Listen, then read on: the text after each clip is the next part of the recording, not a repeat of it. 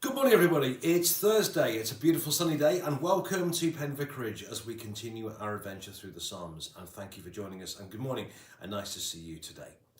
Today's psalm is Psalm 123, and it's another absolute beauty, another song of ascents. One of these 15 psalms was said by pilgrims on the way to Jerusalem, and it's another absolute beauty. It's only 4 verses long. Psalm 123. To you I lift up my eyes, O you who are enthroned in the heavens. As the eyes of servants look to the hand of their master, as the eyes of a maid to the hand of her mistress, so our eyes look to the Lord our God, until he has mercy upon us. Have mercy upon us, O Lord, have mercy upon us, for we've had more than enough of contempt. Our soul has had more than its fill of the scorn of those who are at ease, of the contempt of the proud. This is the word of the Lord. Thanks be to God. Okay, context-wise, we don't know who wrote it, doesn't say. It just says a song of ascents. We know that it was used, its general usage for sort of pilgrimage time. We do know that whoever wrote it is clearly having a hard time. What it is clearly is that they are experiencing great difficulties. They're experiencing a lot of contempt. And more, not just contempt, but it says more than its fill of contempt. It says. So you get the implication that the Hebrew is all about being satiated, about being, more than enough. About we've had our fill full of this. So whatever's going, we don't know entirely, but clearly they're being treated with contempt by other people. And they're having it a lot. So that's the context. The people of God are experiencing difficulties. Certainly the guy that wrote this experienced difficulties, and he feels as he's experiencing a lot of contempt. We don't know where from, what about, but we just know that he is doing, and he's having a lot of it. Okay, so that's the context, is he's feeling contempt. Not only that, okay, the next thing to say about it is how honest this psalm is, because this is a beautiful prayer, and there's some great things about it. So one of the many great things about the psalms is how honest they are. They don't hold back. They tend to give it to God, and they give it to the readers with both barrels. And it basically says, have mercy upon us, for we've had more than enough of contempt. In other words, kind of feel this really. We've had enough of this. We've had a lot of it. We've had it for a long time. The expression is kind of thumping the table and so a bit like saying, "How long, O Lord?" And beautifully honest, we've had enough of contempt.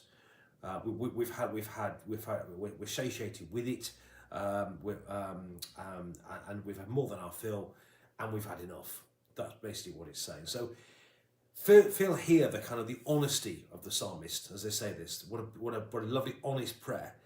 We often tend to faff around a bit, I think, but what I like about the Psalms, and this is a classic example of it, is that the guy's having difficulty, and he tells God not just what's, it doesn't just give God the polite, careful version, the tarted up version. He gives God the full to pull both barrels version, and I think there's something we can learn from that. So the context is the guy's having a hard time. He's experiencing a lot of contempt, and he's had more than his fill of it, and he's had enough of it. But again, experience the honesty of the guy who speaks to God. So how does it start? Well, notice at the beginning how he addresses God. Interesting, God doesn't get mentioned until the end of the second verse, but it's quite clear as to who that he's praying. To you I lift up my eyes, O you who are enthroned in the heavens. Notice he doesn't say, hi God. He talks about, he's reminding himself just how great God is, that God is enthroned in the heavens.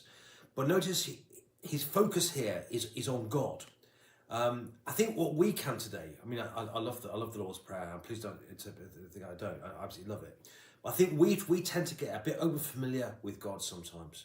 But I think we need to remind ourselves, and we need to remind, be reminded of just who we are addressing when we pray. That we are addressing the one who is enthroned in the heavens. That we're addressing Big G, God, the one who made heaven and earth and all that in them is. The one who rules supreme, the King of kings and Lord of lords. And it's important that we remind ourselves just who it is we're talking to. And here in verse 1, the psalmist, whoever that may be, does exactly that. He reminds himself just how great and how powerful and amazing God is. Just reminds himself just who he's talking to. So, I lift up my hands, to you who are enthroned above the heavens. Then he goes on to say, because quite noticeable about the attitude of the psalmist here, as we've already established, he's experiencing contempt. He's had a lot of it. He's had his fill full of it, and he's had it for a long time, and he's had enough of it now. But notice his attitude is, he says, as the eyes of servants look to the hand of their master, as the eye of a maid to the hand of her mistress, so our eyes look to the Lord our God until he's had mercy upon us.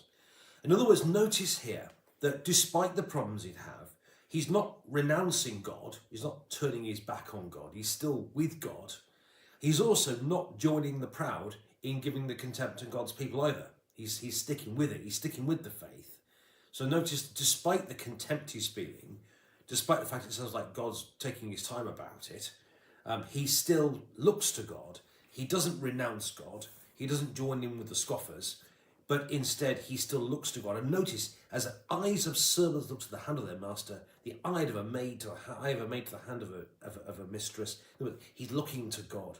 And okay, there is a sense in which there's a maid to a mistress and so on, but it's very much they're looking to them for help, looking for support. It's not sort of overbearing kind of master or mistress. It's kind of the sense in which here they're looking for help. And in the same way that they might look for help from their maid or from their mistress and so on.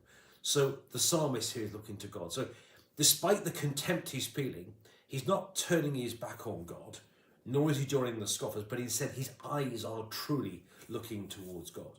And that's what we need to do as well. And of course, we all experience these things sometimes, but we need to keep looking to God, remind ourselves how great God is, okay?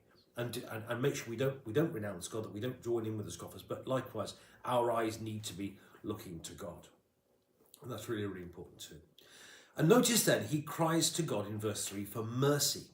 Now, mercy is something which is undeserved. Notice the psalmist here doesn't say, look, God, I've done this, I've done that, you give God your CV, how many years have I served, and I've done this and I've given that, and I've served in this way, and look at my many years of service till I deserve better than this, and all this type of thing. He doesn't do that.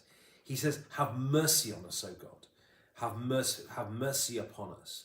And it's important because we remember actually that all things come from God, and that we haven't actually a right of ourselves to ask God for anything, but we can plead to God for mercy. It's a bit like grace. Grace means undeserved love, and mercy is a kind of similar version of the same thing, something which is undeserved. And so he calls to God for help. He calls to God for mercy in the midst of his difficulties. And it's important to that today. But before we finish, I just want to acknowledge a couple of things today, which is that to some extent, contempt is something that we all experience today.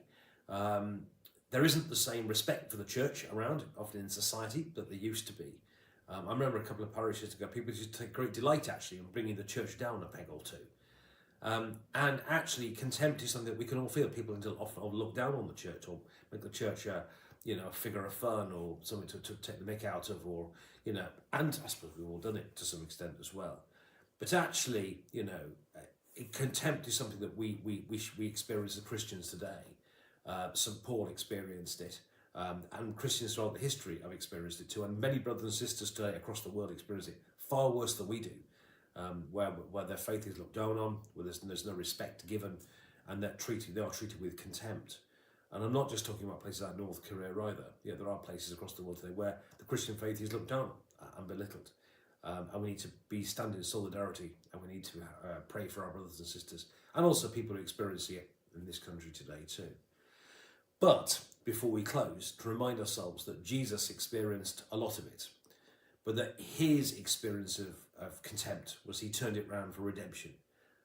People looked down on him, and ultimately they took him out and they stripped him and they put him on a cross and killed him. But his death, the contempt he experienced, actually won our salvation. So, in conclusion, here we have a beautiful little psalm. The psalmist is clearly in a lot of difficulties, he's experiencing a lot of contempt. He's had his fill of it, and he's had enough of it, and he comes to God. He reminds himself who he's talking to, that God is the one who's enthroned above the heavens. And despite the difficulties he doesn't turn his back on God, he doesn't join in with the scoffers, but instead he looks to God like a servant looks to the hand of their master. He looks to God for help. Okay, he does so honestly, and he does it honestly and completely. He also pleads to God for mercy, undeserved, but you please do, and like we can all do, come to God just as we are, despite everything, and ask God for help in our difficulties. But it's important to remember that we often as Christians experience contempt today in our lives, and many people across the world experience it in many ways lots and lots worse than we do. They need to be in our prayers. But to remind you, like with all things, that as St. Paul says, all things work together for good for those that love God. Actually, the contempt that Jesus experienced, his passion, his death and his resurrection, he won our salvation for us. God bless you. Thank you for watching today, as always. Today is Ascension Day. We have a service at 7:30 in the evening at St. Bart's. We'd love to see you for a Eucharist this evening to remember Ascension Day. Have a lovely day. Have a lovely Ascension Day. Thanks for watching. Do please